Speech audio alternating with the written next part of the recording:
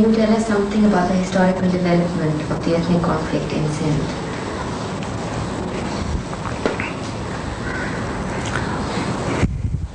I think first let us keep in view certain background. The Muslims in India were of, broadly speaking, in two categories.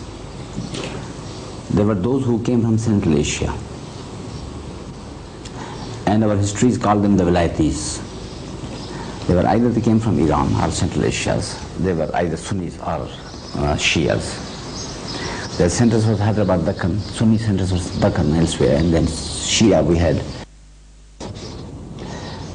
And then there was Delhi center. Now the Muslims there have a tradition and history of 1,000 years. If you see the list of nobles, Master and Umara, or any of the things, there were one or two. One was Chinyot, the Qazi al-Quzat, the Chief Justice of Shah Jahan.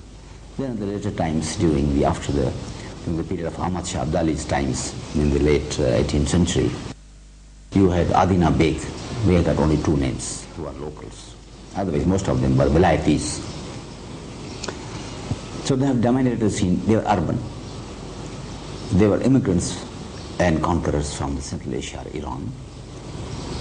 And they had developed the technology of being in the minority and ruling the majority. They were urbanized, highly sophisticated. They had the technology of ruling. Then there's another aspect of it, subsequently they developed a conflict between Hindus and Muslims. The majority began to resist. You had Marathas, you had Sikhs, and you had Bengalis. They resisted the whole thing. So this conflict developed, and in the later period of what were called the later Mughals, you had this conflict going on in these days around the Indo-Gangetic Doabs and valleys. Now those riots were a dirty thing. They degenerated into massacres, inhuman things that I don't think that Europeans could conceive, excepting during the Inquisition period, during the 15th, 16th Counter-Reformation period. Other periods, of course, are later in the fascist periods here.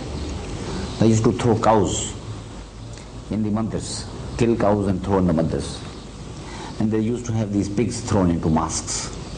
British lent a hand. So it was dirty, cruel, mean, inhuman and brutal. This went on for centuries.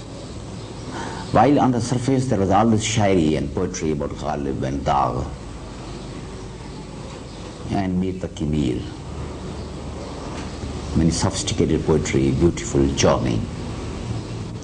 Sahar gaye Eid pe daure subuh tha, par apne jaan mein tujh bin luhu tha, and all that fascinating things. On the other hand was brutality, simple and pure. Minority had to keep itself up by the widest methods, having similar things with the South Africans. They are very sophisticated, very gentle, but when it comes to the blacks, you know what they do. Germans are very developed, Beethoven, music, everything. But then when it comes to the Jews or the people or this, and they are just brutes. This is what this brutality went on with Nawabs and all that. And you must have heard that famous poem of "Main dekh chuka Taj Mahal wapas chal." There was Taj Mahal, but then how Taj Mahal was built and utilized, it was there. There were riots at the time of partition, and then they came here with that all background, callousness, brutality, people being killed just by being Muslims or Hindus, and what was. That was on one side. Kill, duplicity, and there were courts. Mughal Shah Jahangir, one emperor is being dragged down. You just make him emperor in the morning with the intention of killing him in the evening. You know, when Nuruddin Jahangir, he died, then Asif Jah, the brother of Nur Jahan, put one Prince Khusro or somebody on the throne, and there in Lahore, when Khurram was able to come back here, he told him to kill him, and he killed him there at that. They used to put people like puppets. Treachery, subversion, deception, and pretending to be something. You couldn't live without these things. All the time. Hypocrisy. Past masters, the Westerns have no idea of the kind of hypocrisy the courtiers on the eastern side have to do. They have to smile and bow and bring and all that. Of course, courtiers all over the world have to do that, but it has been noted by all sociologists that this was something, it was the creation of Eastern Oriental despotism created its own creatures that was unparalleled throughout the history of mankind. So these creatures left their imprint upon the culture, Huzuri Ali, Janabi Ali and all that, and then you kill him and stab him. This was the cultural background of the traditions and history that was brought over here doing things, and people who have been just killed. To kill a man is just nothing. You kill, you smile and love and this and used to. The other day I went to Dhaka. Am I taking your time and wasting time? No. I went to Dhaka just before this partition. I stayed in Safina Hotel in Chittagong. So I asked Bera, I said, how are things here? They said the locals. I said, how are the Bengali? He said, they're fools. I said, how are they fools? He said, while we would pass on the roads, we asked him, have you got a matchbox? Then the Bengali would start searching his pockets for a matchbox. In the meantime, we used to stab him. I said, do you stab people whom you know and hate and all that? He said, no, they're Bengalis. And that's that, they're Bengalis. Now this is something that is unknown in this culture. Here, in this culture. In the Pakistani culture per se, we have people who kill each other just in cold blood because of revenge. It has to be personal. I must hate you in order to be able to kill you. I can't kill you without knowing you, without hating you, or without associating you with somebody whom I hate, or against whom I have to take a revenge. It is said in Pashto revenge, it is said that a Pashtun took a revenge after 100 years after the incident. And another Pashtun commented that he was very hasty. He could have waited. So these are the cultures of taking revenge, and not with that much haste. But you must have a grievance. Not because you are a Pashtun and you have to be killed, because you are a Pashtun, because you are a Hindu, because you are a Memon, because you are Sindhi. That concept is unknown. I am trying to tell you the genesis of the cultural roots of the whole thing. Now, praising somebody is considered to be demeaning in this culture. Showing too much deference to a person is considered to be, I am telling you a conflict about the cultures here. To praise somebody is considered a part of etiquette in that civilization and culture. I mean, you have to praise them, good, bad, and different, you have to do it. Even the highest man would praise. Here it is considered to be demeaning for a person to speak a single word of difference. I was in Kabul the other day, and in the Grand Jargah, Kharbash Mari was sitting with the Balkman. He didn't rise up when even the president came. And this was his way of showing that I am a dignified man, I won't stand up. Whereas the people coming there, if it's needed, they'll just like this. And the matter is over and then they don't know you. आए तो यूं के गोया हमेशा दे मेहरमा और जो गए तो गोया कहीं आशना न थे. This is a done thing here. So there is a cultural conflict. To praise is something praiseworthy, but here to praise somebody is just khushamad, and that is below the dignity of anybody. He'll go out of his way to insult somebody. This man has become a minister. He'll say he's become a minister. I'll not quote him. He'll think that I'm a minister. That's a cultural thing. Our people came. People welcomed them. They vied with each other to find who's the man who's more hospitable. There was an element of selfishness also, because Liaquat Ali Khan was the prime minister. Probably he'll smile upon the man who was inviting. In any case, Punjab returned the trains. This is what we say. In frontier, they didn't allow them anything. In Balochistan, there was nothing to eat. Punjab was only fertile plain. They just tried the plains this way. Go to Karachi and Sindh. No place. In Punjab, they were just assimilated and they became a part of the culture and civilization. Here they came in bulk. Now they have a tradition of conquering and conquest. All the time you are conquering something. You are going to Deccan and conquer this thing. You go to Bengal and you conquer. You are always conquering something. But we have no concept of the conquer.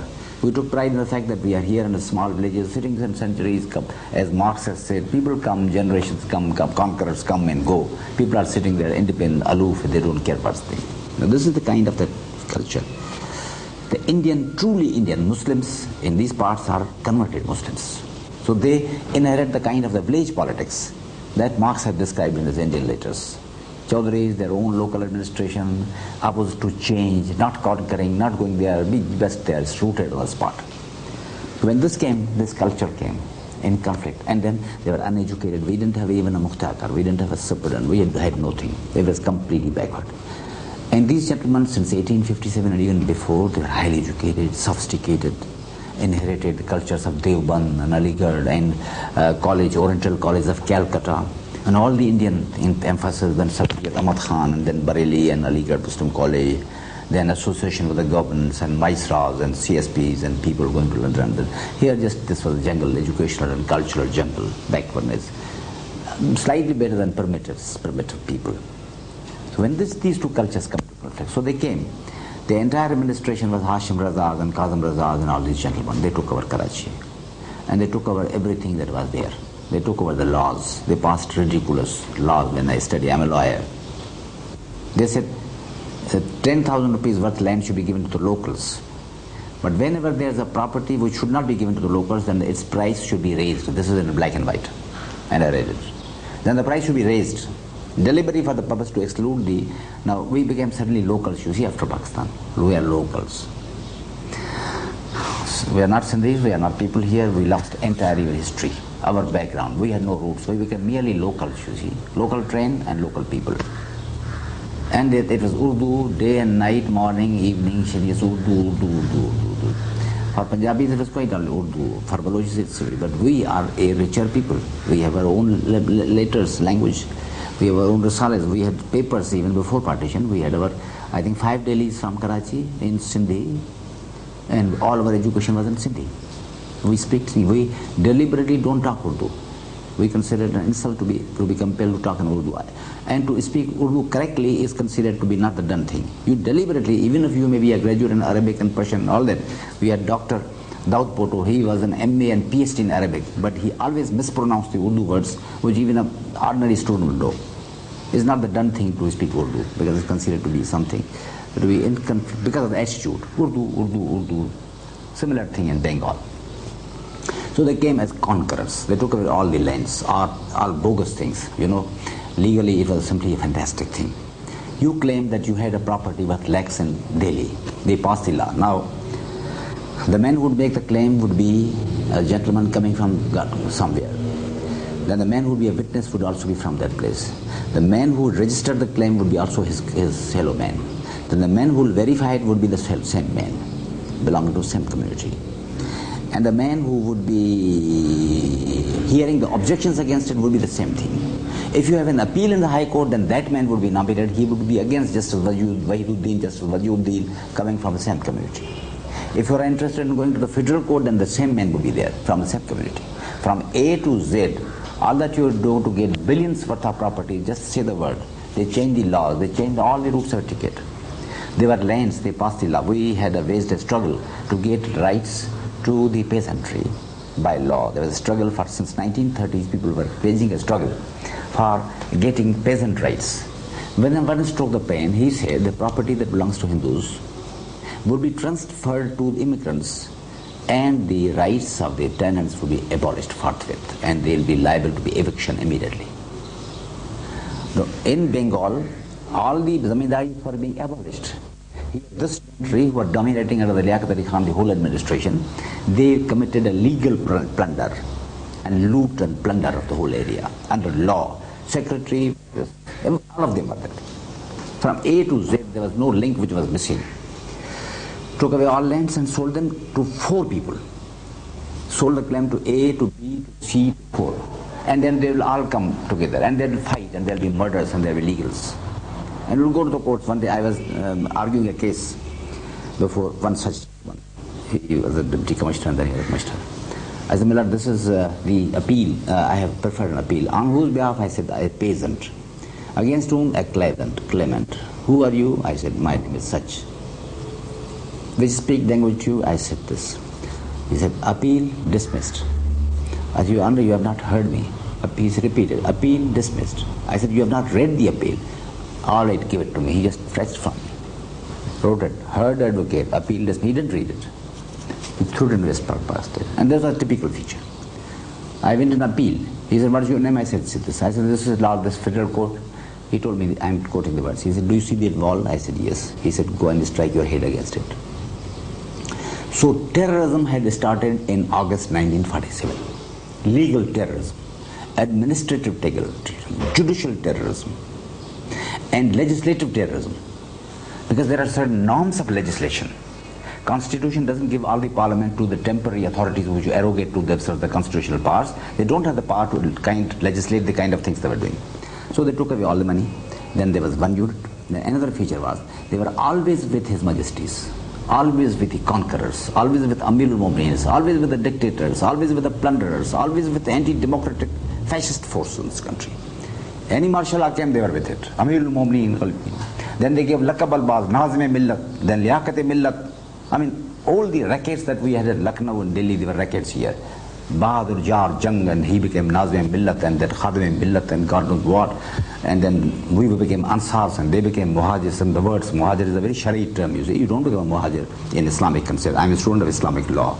I'm a student of Arabic also, and Islamic history. Don't become a Muhajir, there are certain definitions. So you overnight change things. So through this association with these conquerors, they took all the posts. In 1965, my commissioner asked me, Hyderabad, why are you complaining and why are you talking?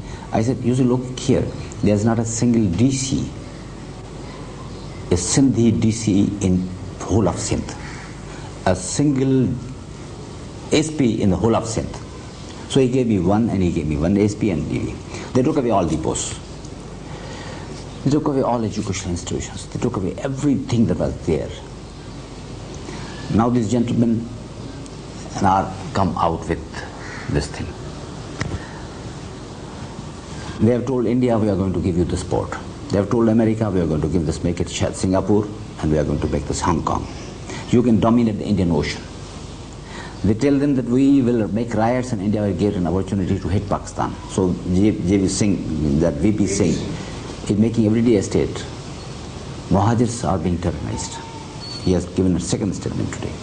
They have sold some to 10 different parties, just as they sold the claims. To Moscow, they make them happy.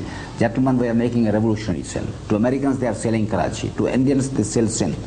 So 10 times over there as they will be doing. If I go to India, I find the same thing, poor Muhajirs. If I go to Moscow, they say poor Muhajirs. And they have captured the media. Goebbels would be ashamed of the kind of things that this media is doing. They put romantic names. Youth killers, dripping with their hands, dripping with the blood of kings. You should go and see the girls there. They take these youth who are praised by poets here, by the people who call themselves journalists, who are very sophisticated, mind you, very sophisticated, very nice people. They'll recite poetry, Dagh, Mir, Zauk, and Shelley, and Byron, and everything. And they will defend and say that, no, this is wrong. I saw a girl, small girl. They said they took her by 2 legs. He said, we'll just pull her apart. If you don't allow yourself to be raped, look here, this is your sister, don't resist. And they have branded with their cigarettes the vagina of girls of 13 years. I've seen her. They said, may I take off my clothes to show you?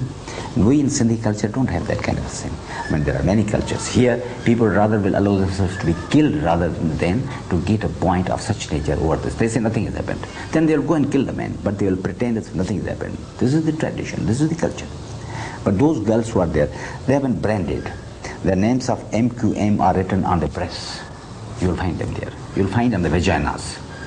But the press, these all sophisticated men, nice men, TV men, Gorgian representatives, BBC representatives, vice versa, is totally dominated by these helpers of the killers mafia, the media mafia, recklessly, absolutely shamelessly.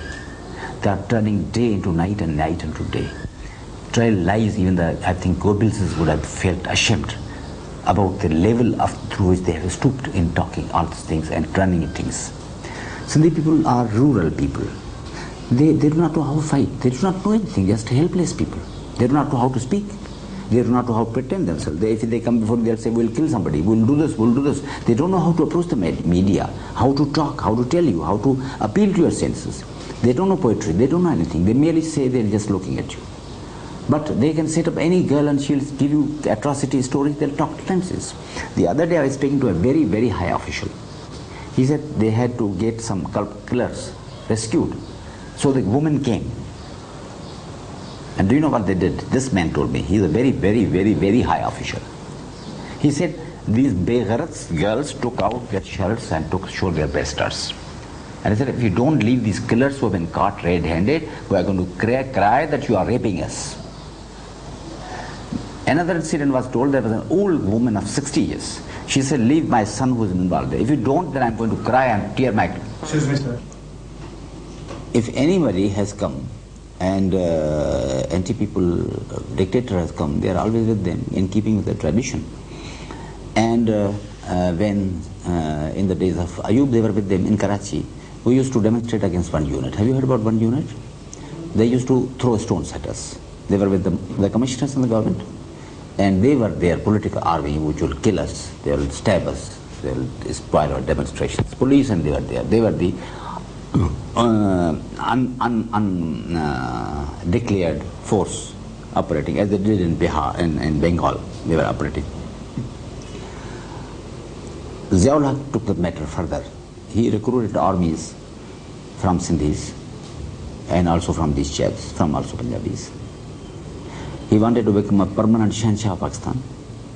So he hit upon the brilliant idea of making people fight Sunnis and Shias. So he recruited them, trained them, and he is punishing us for being always against misuse of religion, always against being always in favor of democracy, always opposing people whom these people favor and we oppose, every dictator, not being bigots, not being mad people and using religion for the purpose of oppressing people, not being reactionaries, not being with the kings and emperors and his excellencies and his godsakes. In short, being just open-minded human beings and fighting for and being a part of the general democratic movement being fought throughout in all the 5 continents of the world. So he has recruited them. The Zia told G.M. Sayyid, he also recruited him. He recruited his army, private army. He had pride, Maxi force, Chandiya force. His idea was to make people fight among themselves in such a way that everybody, even his family, should have some captain standing at the door so that he may take his meals or sleep with his wife. Make might everything. And people should forget about elections, democratic rights, fundamental rights, rights of women, rights of everybody. Forget about that. Just be in fear of life all the time. So he has recruited them. They were with G.M. Sayyid, they used G.M. Sayyid. Then they, so Rasool Shah, then they used and threw him like anything. Just like a banana, some dirty piece of a thing, or even worse than that. They throw use, just do like this, and then use him and then throw away.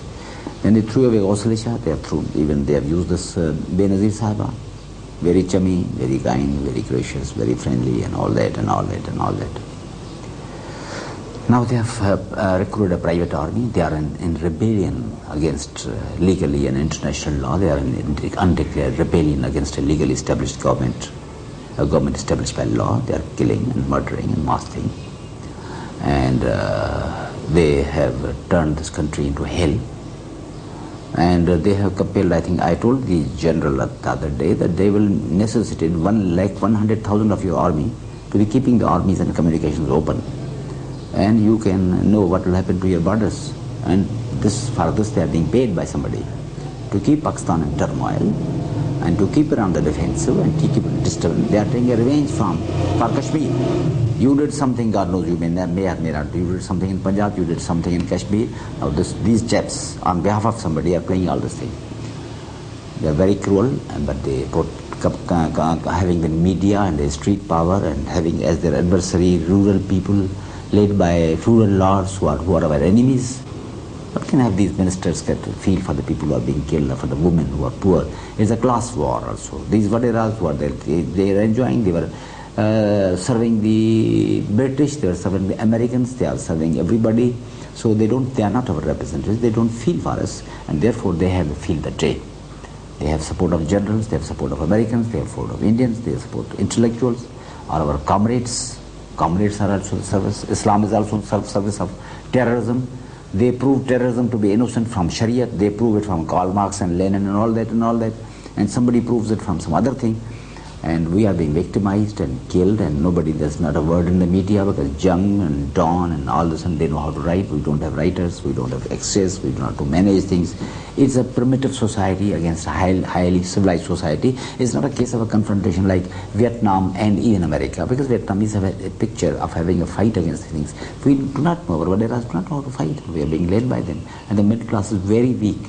And we are being penetrated by the Americans and by the CIA and by the military intelligence. Every party is heavily penetrated. So if I do anything, somebody will contradict me and finish me there. I received threats, so therefore we are helpless, we are being victimized, we are absolutely, we do not know what to do.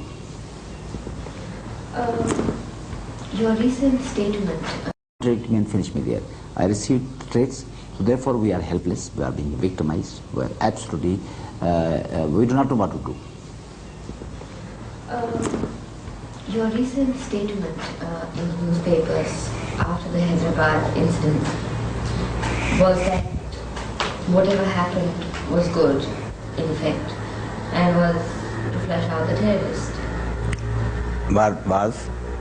The recent incident in Hyderabad, you were reported in the press as saying that whatever happened in Hyderabad, even though the women who were demonstrating and it was a peaceful demonstration, were fired upon, the children were fired upon, and people died in this indiscriminate firing.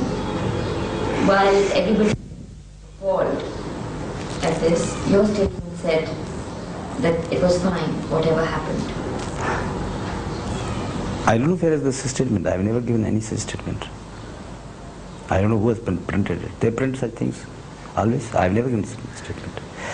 I did say, and I do say, that the Hyderabad fort is the headquarters of the rebel terrorist mafia. It should be evacuated. It should be neutralized. It should be made harmless for the people who are being killed every day. And they have made into a terrorist den, and there should be no terrorist dens of anybody, of Sindhis or Urdus or Punjabis or for that anywhere. All terrorist dens should be wiped out. But I have so far not commented at all about any processions, etc. You mean to say that you have made a comment on the Hyderabad incidents? I have made a comment upon the necessity of evacuating and neutralizing Hyderabad fort. And I continue to say that it should be neutralized. I have sent a telegram to the President saying. But I am against the use of women and children for the purpose of committing crimes against the people. Using of press, using of international media, using of everything, misuse of Islam, God, religion, Nahmadu, Nastainu, Nusalli ala Sayyidul Mursaleen, and then you kill people. I am against all hypocrisy. In the name of women, in the name of children, in the name of Islam, in the name of God, in the name of processions. Killers, 10,000 killers, they become a political procession. Dacoits, if they form into a mob, we say it's a political position, don't oppose it. If dacoits take women and put them in front, and they go and mass murder people, you don't touch them because women are in front. This is precisely what the terrorists do in hostages. They put a woman in front. They say, if you kill her, I'm going to kill her. Or then you'll be killing on this thing. I am like anybody else throughout the world. I'm against this use of hostages. Women actually who are leading them are hostages. It's a terroristic act against those women to put them in front, to put their lives in jeopardy, to prevent the law enforcing agencies from apprehending the people and repeating thing, from killing. It's not a political thing. All the vilest things, misuses that could be done of democracy have been done here. Just as Zia did. He said, you want GSN? Then he started the word GSN and made it a terror for the people of Sindh. You want Islam? They turned it into an abuse to an extent that people say we don't want Islam. He has said GSN, put it in the mouth of intelligence agents, GSN, and then kill Sindhis. I have opposed that. This mafia, press mafia, I call it press mafia, media mafia, they speak lies in the morning and by the hour. They attribute, they have recently said somebody, I don't have the time to give them notice. Palijo has married, he has run away, he has made billings, he is living in Ladkana, he is nowhere in Karachi, he is nowhere there. Somebody, they'll put me in Sri Lanka, I've evacuated, and this yellow press is always there. The entire so-called national press, yellow press, and the hands of the terrorists, it has always been like that.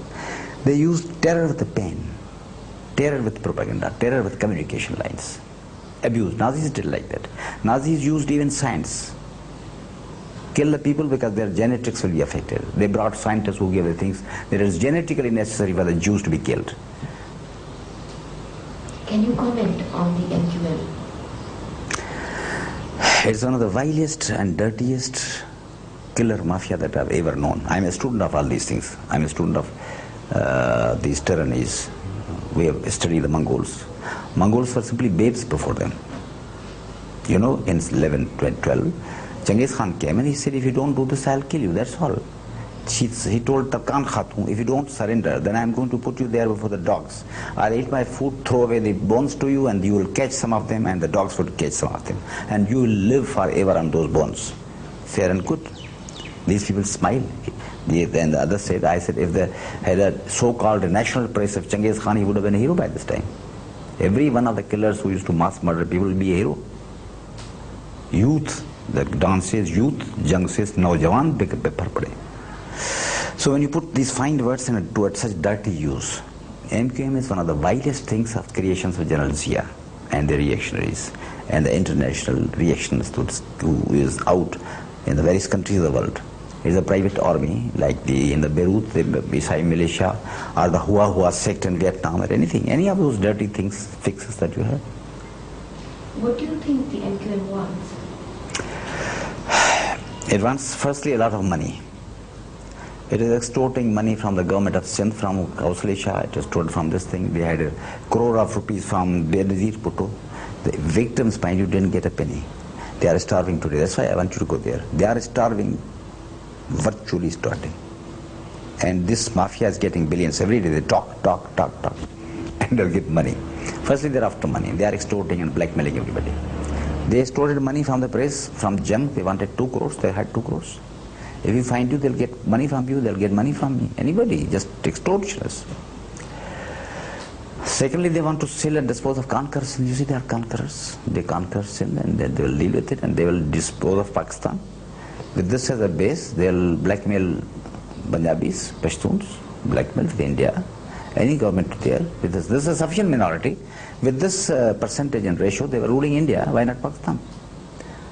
And they want to be just the reincarnations of the Mongols, rule over the whole thing, kingmakers. You have heard about Abdullah the Sayyid Baraha Sadat. They belong to a place in India which is called Baraha. They were the kingmakers. The Baraha Sayyid, they made the kings. They're going to, with this petty little population, they want to be the kingmakers. What do you think should happen to the Mohajir population of Sindh? Nothing. Nothing should happen to them. They should sit down and take it easy and do all things and work and labor as everybody does. I do it every day. They are not angels of God that something special should be done for them. They should live like everybody else. Yes, but earlier... They should forget about being Aurangzebs and Mahmud Ghaznavis and all that. This is the 20th century. But earlier you had said, we talked about the backwardness of Sindh as compared to its urban centers where the Mohajirs came and settled. No. Firstly, I don't use the term Mohajirs. It's a great insult to the concept of Mohajirs. Can you compare with these Janis who have come to loot and plunder with Bilal, with Huzur Akram Sallallahu Alaihi Wasallam, with Ali, Hazrat Ali and all this, they are Mohajirs. It's an insult to the concept. I call them either, you can call them refugees or you can call them immigrants or any term. With me, I don't consider this to be, I think this is the greatest, is a rape of the term, of the meaning of the term Mohajir. But under protest, I'll allow this thing to be used. No, what would you call them then? Would you Immigrants. Immigrants. If they wish to be Sindhi, of course, why not? I mean, if Italians could become Americans, why not?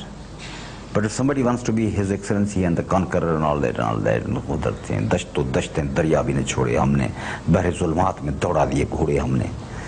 They used to be just like you and me and everybody. This is a place where we live.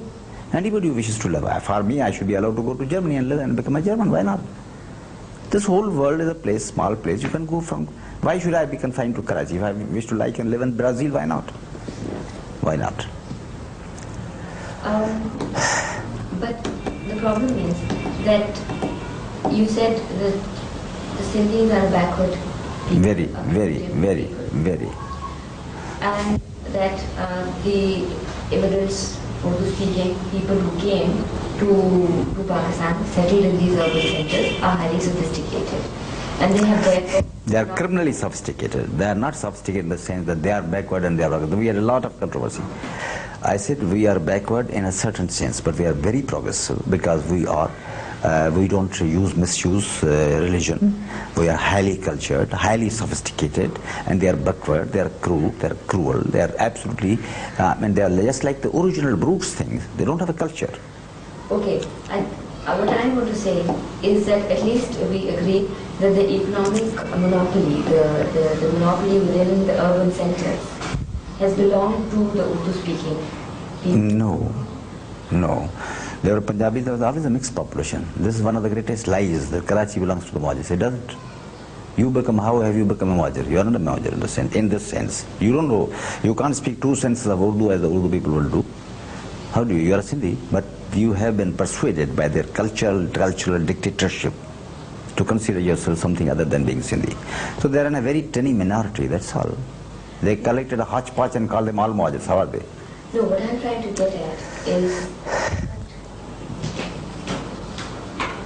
Sure. Yeah.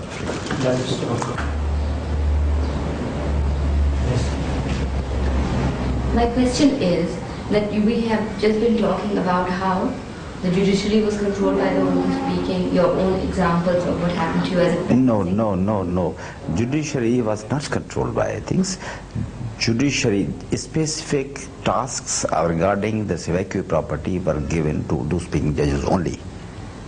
Not that judiciary was numerically, they were greater than that. No. We have the best Sindhi judges. We have the best intelligentsia. We had Ekubra, the finest lawyers are always in Sindhis. Yes. Okay, so now if we say, like you said, that there was Urdu everywhere, how would you replace that or share that? We like that. We like to adopt here a notion that is throughout the world, people should be educated in three languages: their own mother language, and the nationally working language, and any one of the international languages. So we know Urdu, we speak Urdu, our mother language is Sindhi, so we are educated in Sindhi, but we also study English, and the third international language is English, or for that matter anywhere. Everybody should learn this thing, his mother language, education in mother language, then a language which is a lingua franca for the relation, lingua franca, not a national language. National is something different. We have got many nationalities, not one. So, three languages, and fair share to Punjabis. Why should the Punjabis not have them? It's a rich language. Balochi language, Pashto language, they are wonderful languages. They have been repressed. Their ruling classes have been turned cultural traitors to their own people. They have not developed them. Punjabi poetry is one of the most brilliant poetry that you can. I'm a student of world literature. I can say with any amount of confidence that Sindhi literature is by far ahead of the Urdu literature, current literature. What is there in Urdu literature today? If you are a critic, I am a critic. What is there in it? It's the same old story. They don't have topics. They don't have subjects. The things are being done. They don't have a countryside. They don't have the sufferings. They have only the urban little elite. They are having the same story there. But all the variety, all the beauty, all the charm and art is there. And look at the poetry. It's insipid. It has lost everything. It's meaningless, irrelevant. Urdu poetry is irrelevant. It's the Punjabi language, literature, the Punjabi poetry especially, Sindhi poetry, Sheikh Hayaz. How can you compare him with any other poet? People are just pygmies before him, if he were translated in the language. The giant of his times. So all the best in literature and language and culture, and they have a reactionary culture. Kill a people, man in your neighborhood. That racialistic idea, the old outmoded antediluvian thinking, all the backwardness that is there, they are living in the Mongol times, behind the times, out of date. We have a progressive culture. All are brothers. All human beings are brothers. No link, no discrimination on the basis of sex, language, color, creed, faith, or anything. How do you propose to solve or resolve this crisis? By eliminating terrorism and putting people on, giving protection to everybody, irrespective of color, language, everybody. Irrespective of everything. No Sindhi business, no Muhajir business so far as the question of security and honor and sanctity to every family, every man, woman and child. To his property, to his arm, to his human rights. Security, peace, for all. And then this tyranny ends, that's all. All the advantages that they get is only through this blackmailing and mafia and killing, and then a fair democratic press, which is shamelessly abusing the democratic liberties that they have given. They are using it for fascist purposes, for killing, for condoning, for propagating falsely. They should be ashamed of them, this thing. Who's the representative of BBC? Who's the representative of Guardian? Who's the representative of Voice of America? All these people who speak lies and prostitute their knowledge and their things for the purpose of this, their petty, small group considerations. Would you make a distinction between original Sindhis and newcomers into Sindh? Yes, original Sindhis are well versed in the old culture. And they have got many minuses, there are many reactionary elements in it. There can never be a whole culture which is progressive. You can always have a mix. There are elements which are democratic elements in Sindhi culture. There are very, very reactionary elements in Sindhi culture, like karakari. If a girl speaks to a man, she should be killed. For this is exactly what we are fighting against. We have devoted our entire life fighting against feudalism and its remnants. We just hate these terrors, and we hate the Vadiras also. They are also terrors on a minor scale. They are Sindhis, we hate them, we fight against them. They want to kill us and we want to eliminate them. We are the true progressives. Even a comrade would side with the terrorist. Janab Ali, Huzuri Ali, and this and this and this. Professors, engineers, doctors, they'll use all the language that they know for this. We don't do it. We condemn the terrorists, Sindhi terrorists. I hereby condemn any terrorism done by any Sindhi. Even a tear from the eyes of Urdu speaking or Punjabi speaking or anything. Anything by vicarious liability, because we are progressive people. There was a statement earlier that, of course, you've been talking about disarming of people. Is that correct? Absolutely, yes. Now, when we talk about disarming people, there's also, on your birthday, your 50th birthday, there was a march by the Sindhiyani Tehreek, and each one of your Sindhiyani Tehreek cadre is armed. No, that's not right. There are some who might have participated in that. Disarm everybody, Sindhiyani or no Sindhiyani. Disarm me first, but disarm the rest, everybody. Disarm everybody. Or say cancel the Arms Act, give arms to everybody, allow everybody to purchase those. This will be an unequal thing. They have got the billions taken by mafia. They have got billions taken from the CIA, from the military intelligence, from Indians, from Russians, from God knows where. They have billions and we'd have nothing. But allow us to purchase the arms. Cancel the Arms Act. Let everybody have it. Let him sell his cow and protect his family with burning a class name. Or disarm everybody, including me, including you, including everybody. See, we are not like these people, yani, magar, chunke, chunache, all these bogus things. We say plain, simple thing, disarm everybody.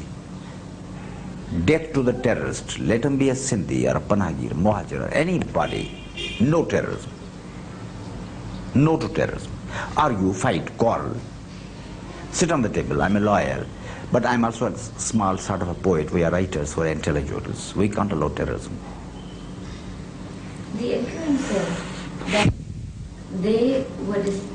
there was a distinction made between the old Sindhis and new Sindhis, and there was discrimination against the new Sindhis. The discrimination, the distinction would always be there. It is in America. I cannot be a European, can I be?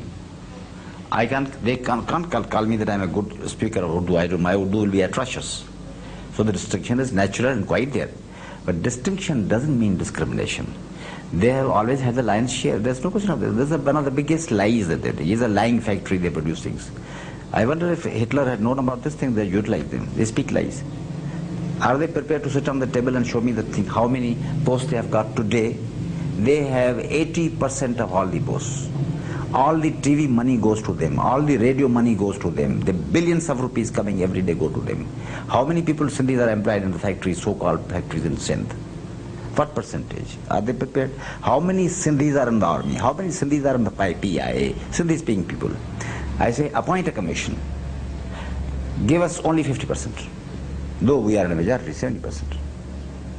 They bolster their figures. They speak lies, lies, lies, lies, lies, lies. They say, we are dominant Karachi. How do they come? They have got small place in Azizabad by becoming gundas and the terrorists. They think we control Karachi. Peaceful citizens are not Jamaican people. They are not gundas. They are not terrorists. How do they become? They take a Kalashnikov, then even if not I, of course. We don't bow before any killers. We will prefer death rather than birth. Then we have faced every autocracy and we have fought against all generals of all times and dictators. But people, ordinary run of the people, they'll bow before and they become MQM for protection. They take protection money. They are the mafia on the Italian vision. They take money, that's all. Money is the name of the game. How do you think the ordinary Sindhi feels about the fact that the Urdu speaking have 80%, as you said, of the posts? very much resentment. Yes. They know it, they can't do anything. They don't have a media. Urdu press is completely dominating, and that's a so-called national press. What would you like to do to be able to get your due share? We'll agitate, we'll vote against the people who don't do that, we'll talk, we'll fight, we'll quarrel, we'll make speeches, we'll not shoot. Shooting is out of order. We'll not do gundagardi. We'll use all civilized methods of political debate, controversy, warfare even. We'll demonstrate. We demonstrated in Karachi. We had 30,000 women. Our women did not come to protect the gundas in thousands. Our women, let me tell you, are, if we allow them, they are more militant than these ladies who pretend to be God knows what. You'll see our ladies. Come there and we'll show you what kind of capable are they. As you say, they know how to shoot. They know how to shoot, some of them. They do. They're not cowards. But this is not our style, you see. To take out blouses and show to the people and then say, do this, otherwise I'm going to say that you have raped me. This is not our style. This is not our culture. It's our culture which is fighting with us. It doesn't allow us to do these things. She will never be touched by anybody else if she does like that. Nobody would respect anybody who takes an advantage by these methods, low methods, dirty methods. We are an ancient people. We don't do these things for getting these petty, dirty advantages of the moment. We have certain national dignity. We won't stoop to lies like these things. Go out kar rahe hain, and then you say, I don't know you. This is not our culture. This is the empire's culture, emperor's minions who change their sides every two minutes. Wajid Ali Shah's culture and Muhammad Ali Shah's culture. Well, after having voiced your sort of criticism of this culture, how do you plan to coexist with it? They have got wonderful democratic elements in their culture. Makhdoom Muhyiddin, they got fine people, Sair, Mir, Ghalib, Bedal, Abdul Qadir Bedal, Amir Khusro, wonderful people. They are our people. Even you can't believe it. All the night I read all these people. Dark I was reading. Last night I was reading only Dark all the time. I have got these books in my bag all the time. I read all the Urdu classics. They're just part of our culture. Every one of us reads this. We just everything, we enjoy everything. What would be without the Urdu poetry and culture? Krishan Chandra, Bedi. I mean, I challenge them. Does anyone of the MQ know as much of Urdu culture as I do? Ignoramuses. They're just brutes. What do they know about Urdu culture? What do they mean? Fasana Azad and Sir Sayyid and poets and Qadr Bedal and so wo bhi admi or Ghalib or Meen or Ismail Panipati and all these things. They are the ignorant people, just looters and plunderers. What do they know about it? So this is a part of our culture. We'll have a democratic composite culture. Having elements of Sindhi culture, Punjabi culture, why not? The whole Pakistani culture. There are three levels of culture. There's a local level of culture, then there's an all Pakistan culture. Bulle Shah, have you read it? Sanu Nach ke yaar manaavante. The fascinating culture of Bulle Shah, Mullah Fazil, Khushhal Khan Khattak, and then Rahman Baba. I wish you read the Tappas of Punjabi, Pashto, and Mahiyas of Punjabi. You'll be fascinated. Urdu has got its own democratic sides. But you read Sindhi, you read Punjabi, you see the Tappas, you saw the ancient cultures. Have you heard Heer and Ranjha, especially the music? So that should not be a monotonous one-sided culture. This is all our culture, all Indian culture, and Bengali, Bhavaiya. Why Urdu only? India doesn't mean only Urdu. The Kannada, the Telugu, the southern music, ancient music, classical dances, culture, civilizations, Himachal Pradesh, the land tracks, and then why not learn from the Chinese and the Germans and the Japanese, the haiku poetry in Japanese literature. And you see the Shikibu's diaries of the 11th century, the Heian culture of the Japanese civilization, and then Romans. What can you do with the Romans and the Japanese of the Egyptians, these Greeks, Greek culture? That we should take the international culture.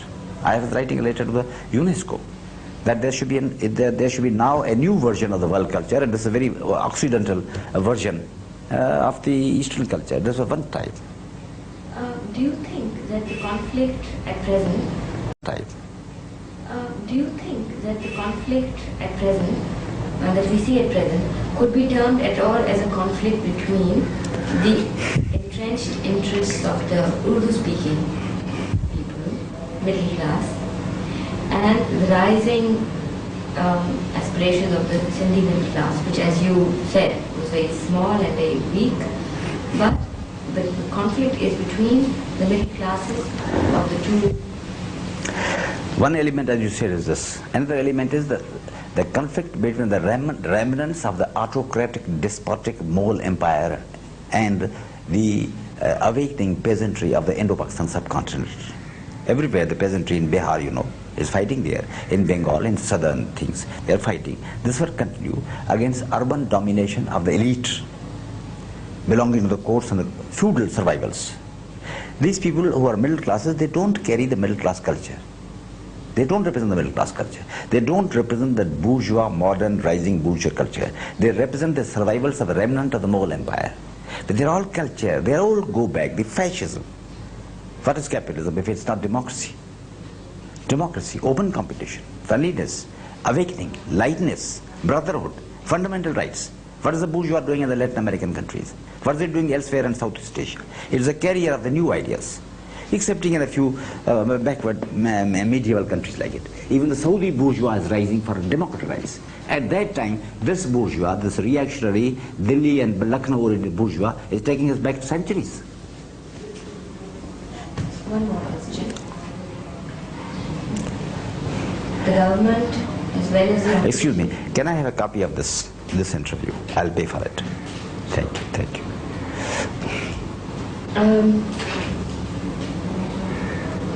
The government, as well as the opposition, have been saying that Kashmir will be part of Pakistan on the basis that Kashmiris are Muslims. Within Pakistan, in Sindh, well actually I should say, within Pakistan, there has been conflict between Sindhi and Punjabi, conflict between Urdu-speaking Majir, Sindhi, and we're all supposed to be Muslims. And Pakistan is supposed to be, the state says, the state ideology says that Pakistan was created for Islam. Seeing all this here, how can we ask for Kashmir, simply because it's Muslim, to become part of Pakistan? I totally agree with you. I don't believe this thing, this believe in the thing that somebody is a Muslim, therefore should belong to me. Why should the Kashmiris not be the masters of their own thing if they wish to? If they wish to join with Pakistan, they're good. Fine. If they wish to join with India, fine. If they don't want to join with anybody, fine. Tomorrow they may like to join Pakistan, but there should be no compulsion. I agree with you totally. Why not? Can you comment on the ideology of Pakistan? I think the ideology of Pakistan was that there was a danger, real and present danger of economic, political, cultural domination of the Muslims of the subcontinent by the Hindu majority, which unfortunately our relations were not very good because of the British element, and then because of the domination of Hindus by people who called themselves Muslims. They were not one of us. How can these marauders and plunderers who raped our grandmothers be one of us? They are not one of us. I don't consider them to be there. I'm not one of those people who consider this our thing. We were the victims of that thing, in any case. But the fact remains that was the thing. So, there's no harm if people who feel themselves threatened to have their autonomy and they have their state, and they can unite and they can understand. But this concept that you are never to meet and you are never to come to terms and you are always to be in a state of war, this suits only the ruling classes who are mostly coming from feudal classes. So, formation on the basis of religion is a thing which I don't subscribe to. It's a style there and it's there. Do you know what happens? When you say, what these dictators do, when you say, you made Islam for the sake of God, I said, yes. You didn't live with the Hindus because you didn't live with the Hindus because you were Muslims, I said, yes. You'll go by the injection of the Quran, yes, of course. You want a separate state for that, yes. You have had it, yes. Now show us where in the Quran is there an injunction that elections must be held. Show us in the Quran the ayat under which elections are to be compulsorily held. Show us in the Quran the ayats which say that there should be fundamental rights. Show us in the Quran where a Chief Justice and judges and Supreme Court should be there. So, as if you have committed political harakiri on 14th August 1975, as they interpreted it, as they have utilized us, they are blackmailing us in the name of Islam. They are Muslims.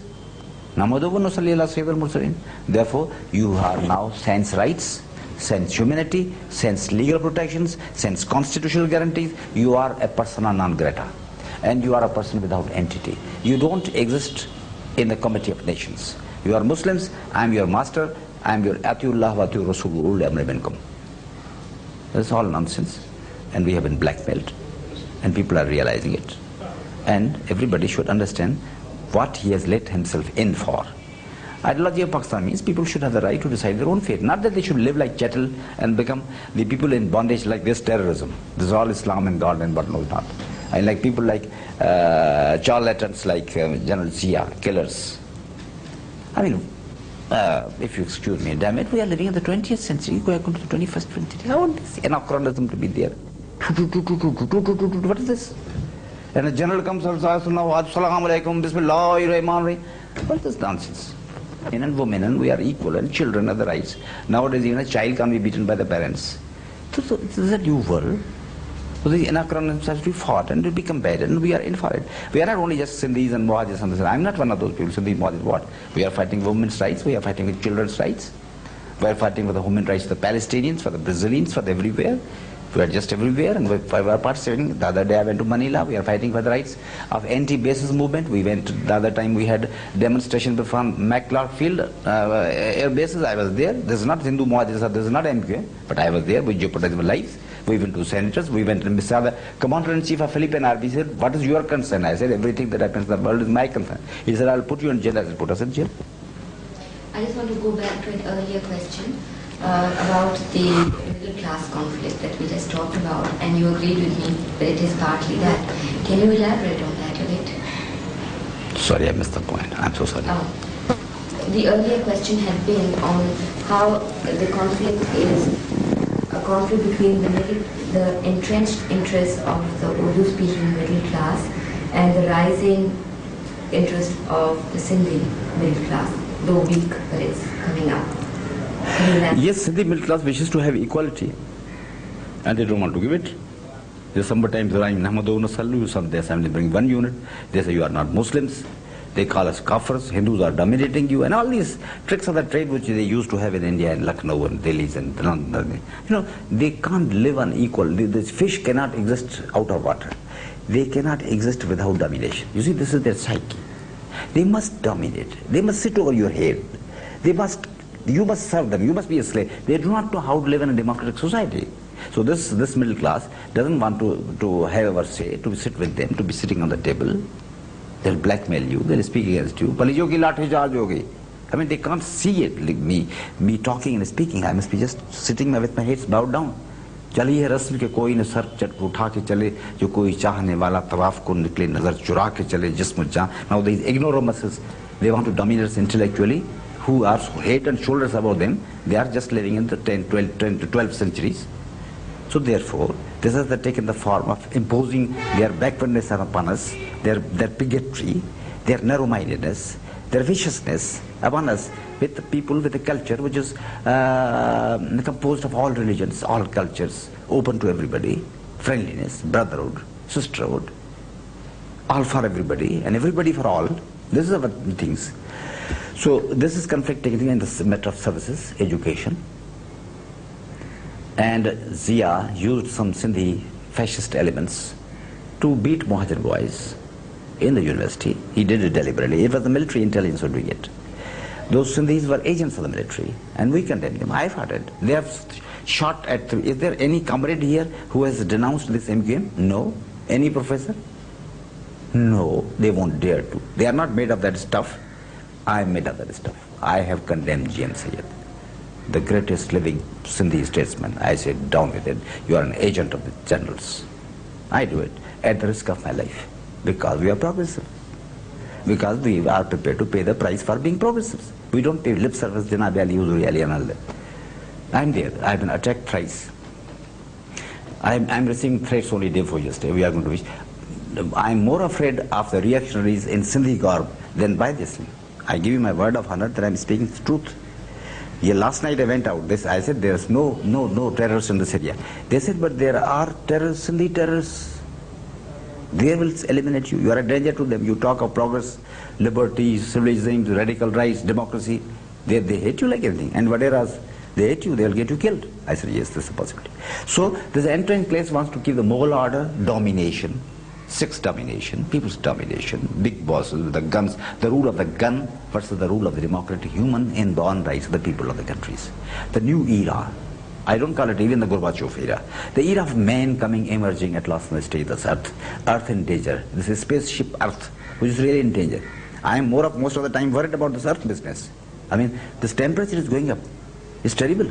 Our concerns are not confined to only this. They have compelled us to waste our time on these things. Otherwise, we should all join hands. In any case, all this has never affected by love for ordinary Urdu-speaking people. We are incapable of that. Incapable. At the time of the SNA... I'm not a part of SNA. We have left it. I know, but there was a conference. Yes. And at that time, it was reported that you had said that no Muhajirs... Please call him. Apologize. You see, when you are talking about liars, if you say that doctors are very nice people and they should come, I will just say no, this is of liars. If you are talking about the victims of Hyderabad, then you cannot be talking about the victims of Karachi and they cannot be mixed if you are talking about this thing. I say, on this platform, let there be Sindhis only. Sindhi speaking, because we are dealing with speaking with the oppressed people of the, not of oppressed people of the Sindh entirely.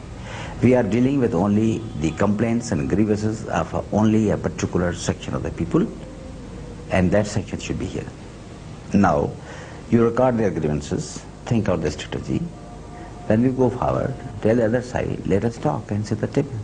As we lawyers, we don't refuse to meet the other party, but we only prepare our case, we talk and decide what is our strategy, what shall we say. Then we go to the court, and that side gets an opportunity, he states his own case, I state my own case. Then we come and bargain and we quarrel and we talk and listen. How are you going to prepare the case when you are having the other party also at that time? This was specifically meant to deal with the specific individual grievances of the people of Sindh since the formation of Pakistan. Let us prepare our case and let us go to there. I hold to that view. Otherwise, in Awami National Party, I said we have already all Mawlis, many Mawlis. Even today, the other day, yesterday, Aftab we met in the Supreme Court. We are friends. I mean, this thing is not going to prevent us from being human beings and friends and all that. We are not that sort of. We are different people altogether. We are not killers. Not an iota of the love for the people of Urdu-speaking people, or for that matter anybody, has been reduced. So, I still continue that. There should be one platform where, if we are talking about Memon Brotherhood, how are you going to have Pashtuns there under Memon Brotherhood? Yes, bring Pashtuns and Memon Brotherhoods together, prepare the cases, let them talk and let them do this. This is only to facilitate, to do the thing that has to be done, that's all. It has no connotations, absolutely none. Do you get my point? Am I clear?